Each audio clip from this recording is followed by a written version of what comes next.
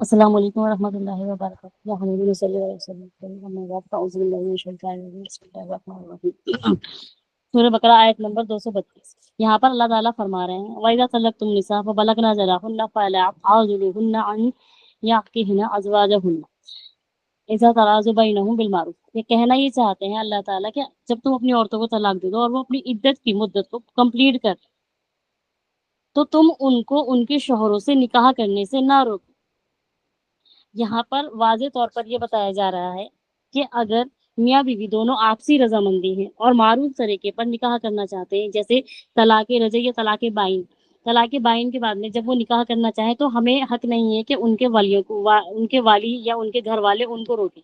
جیسے کہ آج پہلے ہم معاشرہ لے لیتے ہیں، معاشرے میں یہ ہوتا ہے کہ اگر اس چیز پہ ٹھان لیتے ہیں کہ نہیں اب تو ہم تم سے اپنی بیٹی کو دیں گے ہی نہیں، تو پہلی چیز تو یہ دیکھنی چاہیے ہمیں۔ دوسری چیز یہ کہ جب وہ میاں بیوی آپسی رضامندی باہم رضامندی کے ساتھ معروف طریقے پر نکاح کرنا چاہتے ہیں تو ہمیں حق نہیں ہے۔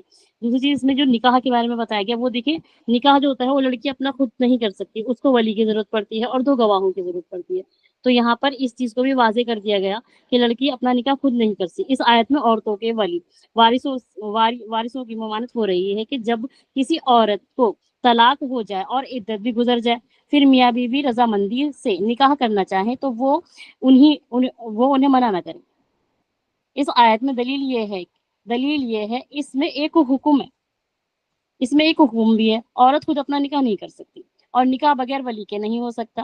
چنانچہ ابن جریر اور ترمذی اس آیت کی تفسیر میں یہ حدیث وارد ہے کہ عورت کا نکاح نہیں کر سکتی اور عورت خود اپنا نکاح آپ نہیں کر سکتی اور نکاح بغیر ولی کے نہیں ہو سکتا۔ چنانچہ ابن جریر اور ترمذی نے اس آیت کی تفسیر میں یہ حدیث وارد کی ہے کہ عورت کا نکاح نہیں کر سکتی،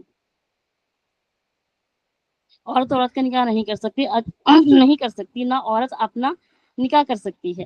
وہ عورتیں زناکار ہیں جو اپنا نکاح آپ کر لیں۔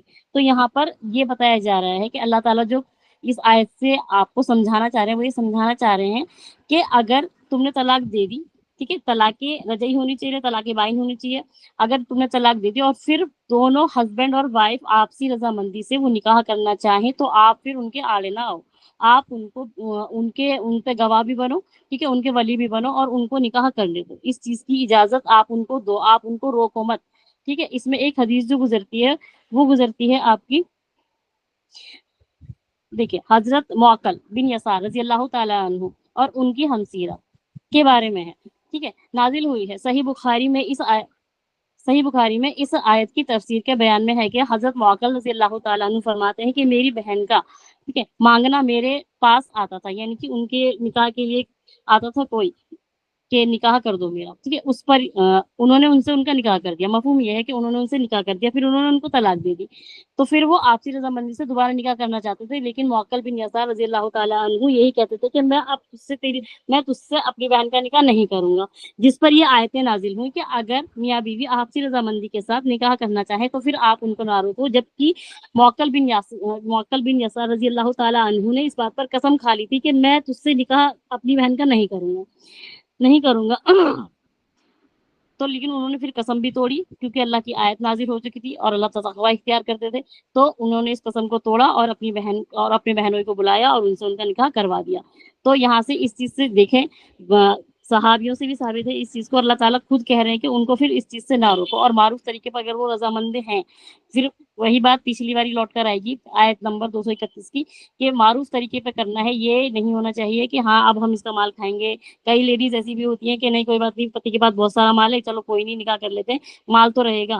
تو اس طریقے پر نہیں ہونا چاہیے، بالکل ویسے ہی معاملہ ہونا چاہیے جیسے اللہ تعالیٰ نے ہمارے لیے ان کے حقوق فرمائے ہیں یا ان کے لیے ہمارے حقوق فرمائے، دونوں کے حقوقوں کو ادا کرتے ہوئے یہ والی اس چیز کا ڈیسیزن لینا ہے اور ولی اس چیز پر راضی ہونے چاہیے اور 2 گواہ بھی ہونے چاہیے، ٹھیک ہے، اور معروف طریقے پر ان کا نکاح کروا دو۔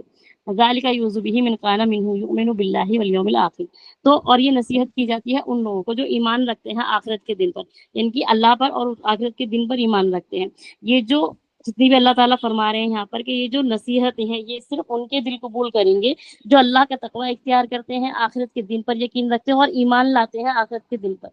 اگر ہم نارمل انسان جو زندگی میں جی رہے ہیں، ہمیں معلوم ہی نہیں ہے کہ اللہ کیا ہے، آخرت کا دن کیا ہے، اللہ پر کس طریقے سے ایمان لانا، اس کے آیتوں پہ کس طریقے سے ایمان لے کر آنا ہے.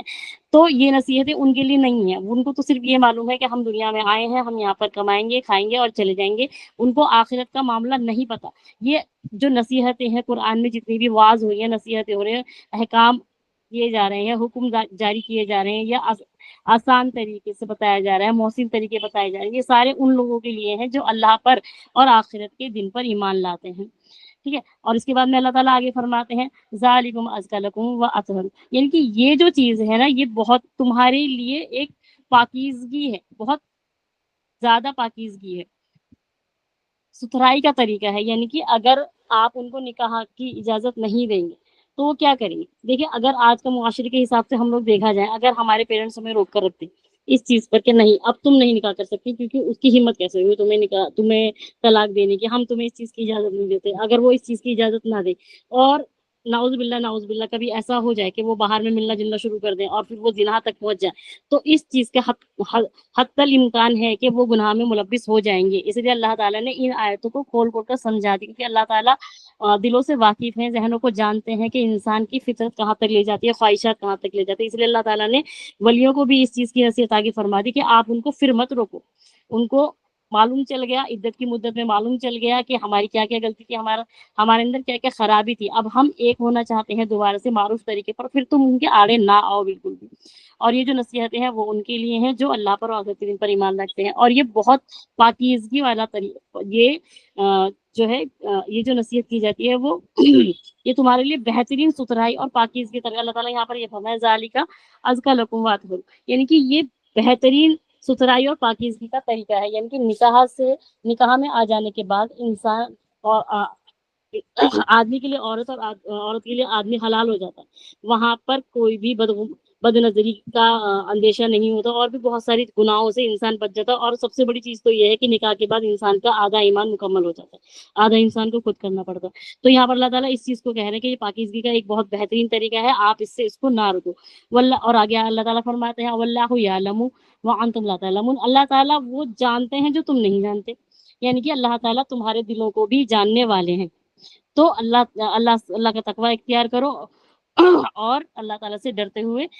یہاں پر اس کا جو نچوڑ نکلے گا وہ یہ نکلے گا کہ جب کسی نے کسی عورت کو طلاق دے دی، طلاق رجعی، یہ طلاق مغلظہ نہیں ہونی چاہیے، اس میں پھر عورت پوری طریقے سے حرام ہو جاتی ہے.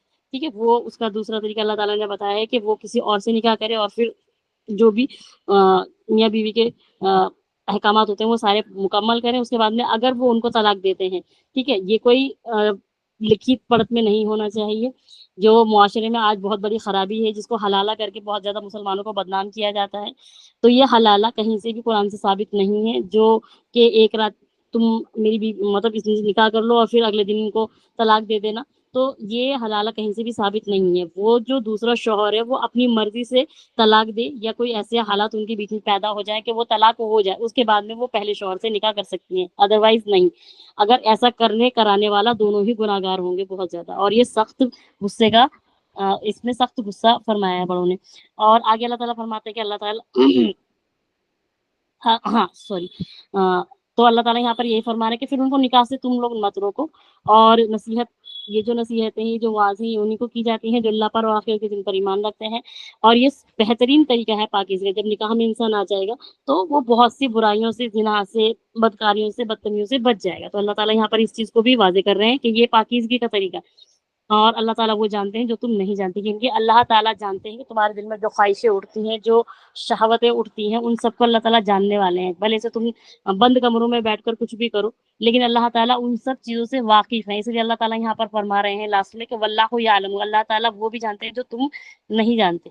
ٹھیک ہے. تو یہ آیت نمبر کا کنکلوز یہی نکلے گا کہ آپ طلاق اگر آپ کی ہوگی، اس کے بعد میں آپ رجعت کرنا چاہتے ہیں، نکاح کرنا چاہتے ہیں، تو پھر گھر والوں کو ان کے بیچ میں نہیں آنا، ان سے مشورہ کر لیں، پوچھ لیں کہ اچھی طریقے سے معروف طریقے پر رہنا چاہتے ہو، پھر ان کا نکاح کرا دیں، اور اللہ سے ڈرتے رہیں اور پاکیزگی اختیار